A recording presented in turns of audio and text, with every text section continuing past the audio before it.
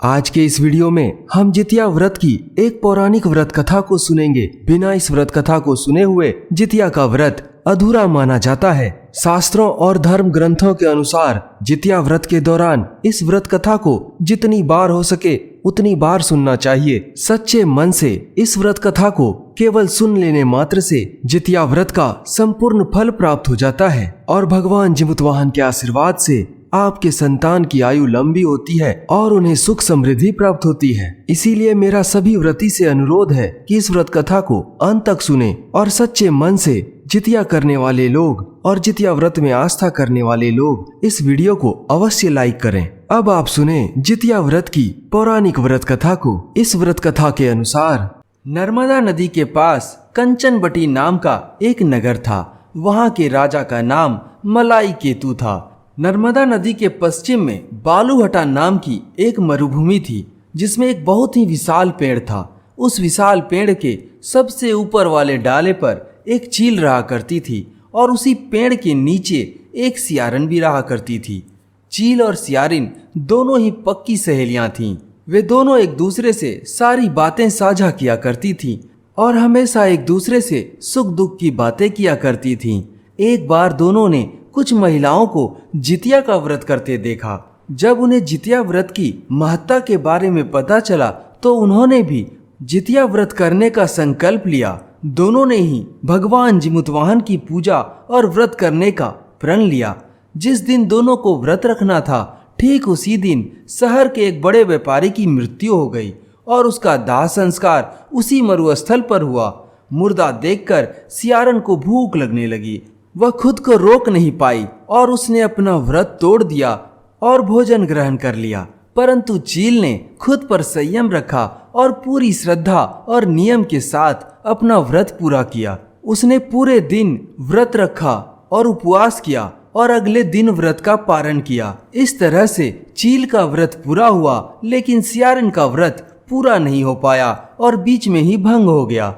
इसके बाद दोनों ने अगले जन्म में एक ही ब्राह्मण परिवार के घर में जन्म लिया। उसके पिता का नाम भास्कर था। चील बड़ी बहन बनी और सियारन छोटी बहन बनी।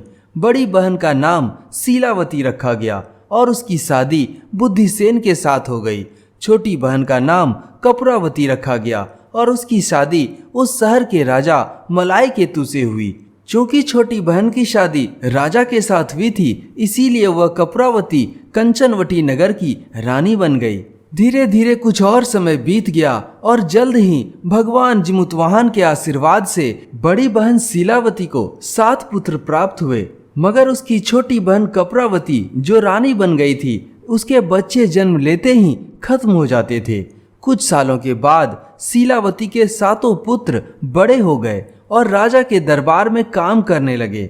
उन्हें देखकर कपूरावती के मन में ईर्ष्या और जलन की भावना उत्पन्न होने लग गई।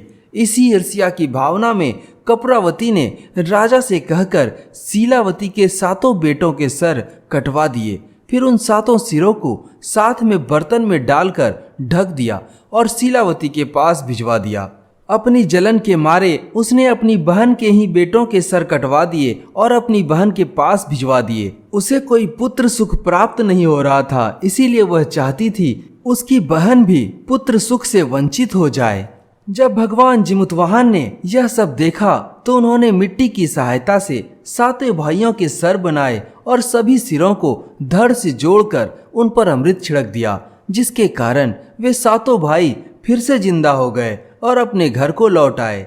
रानी ने जो कटे सर भिजवाए थे वो भी फूल बन गए, जिसकी वजह से शीलावती को अपने बेटों के कटे हुए सर को देखने का दुख भी नहीं उठाना पड़ा। इधर कपूरावती जलन के मारे बेचैन हो रही थी। उसे लग रहा था कि अभी तक मेरी बहन के घर से कोई समाचार नहीं आया। वह बहुत ही व्याकुल हो रही थी। इस बात को जानने की वह कोशिश कर रही थी कि आखिर उसकी बड़ी बहन के घर में क्या चल रहा है। जब उसकी व्याकुलता उससे बर्दाश्त नहीं हुई तो वह अपने बड़ी बहन के घर चली गई। वहां उसने देखा कि उसके बहन के 7 पुत्र तो जीवित हैं। उन सबको जीवित देखकर वह आश्चर्य में पड़ गई और बेहोश हो गई। जब कपूरावती को होश आया तो उसने अपनी बड़ी बहन से सारी बात बताई और अपनी गलती पर पछताने लगी। उसने अपनी बहन से माफी मांगते हुए कहा, हे बहन, मुझसे बहुत बड़ी गलती हो गई। मुझे कोई पुत्र नहीं था, जिसकी वजह से मैं तुमसे जलन करने लगी और तुम्हारे बेटों के सर कटवाने का अपराध कर बैठी। जैसे ही उसने यह कहा, तभी भगवान जिमुतवाहन की कृपा से बड़ी बहन को पूर्व जन्म की सारी बातें याद आ गई। वह अपनी छोटी बहन को उसी पेड़ के नीचे ले गई और अपने पूर्व जन्म की सारी बातें कहते हुए उसे उसका पूर्व जन्म भी याद दिलाया। जैसे ही कपूरावती को अपने पूर्व जन्म की बातें याद आईं, तो उसे यह भी याद आ गया कि उसने जितिया का व्रत किया तो था, लेकिन जितिया का व्रत उसका भंग हो गया था। इस बात को याद करके वह फिर से बेहोश हो गई और मर गई। जब राजा को इस बात की सूचना मिली, तो उन्होंने उसी जगह पर पेड़ के नीचे कपूरावती का दाह संस्कार कर दिया। इसीलिए कहा जाता है कि जितिया का व्रत बहुत ही नियम और श्रद्धा के साथ करना चाहिए, तभी इस व्रत का फल मिलता है। जय हो जिमुतवाहन भगवान की जय।